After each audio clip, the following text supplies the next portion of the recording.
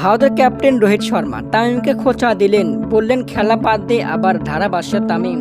বাংলাদেশি ক্রিকেটারদের নিয়ে একের পর এক অপমান করে যাচ্ছে রোহিত শর্মা। প্রবাদ আছে, অন্যকে খোঁচা না দিয়ে নিজের চরকায় তেল দাও, তাও উপকারে আসবে, এমনটাই ইঙ্গিত দিলেন তামিম। বর্তমান ক্রিকেটারদের হাসির পাত্র রোহিত শর্মা টেস্টে হাসান মাহমুদের বলে আউট হয়েই মাথা নিচু করে মার ছাড়লেন মিস্টার হিটম্যান।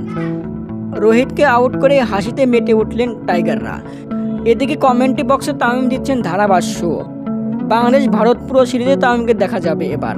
তামিমের পাশে থাকা হার্ষা ভোগলে সাকিবকে নিয়ে তামিমের কাছে প্রশ্ন করলে তিনি উত্তরে বলেন, অসাধারণ বোলিং করে যাচ্ছেন সাকিব, তবে ব্যাটিংয়ে কিছুটা স্ট্রাগল করছে সাকিবের পর মেহেদী হাসান মিরাজকে নিয়ে প্রশ্ন করলে তামিম উত্তরে বললেন, ব্যাট হাতে নিয়মিত রান পাচ্ছেন মিরাজ, পেস বলে স্বচ্ছন্দ, স্পিনও বেশ ভালো খেলেন। আমার মতে সাকিবের জায়গায় ব্যাটিংয়ে মিরাজ খেলুক। এটি নিউজ, হৃদয় হাসান।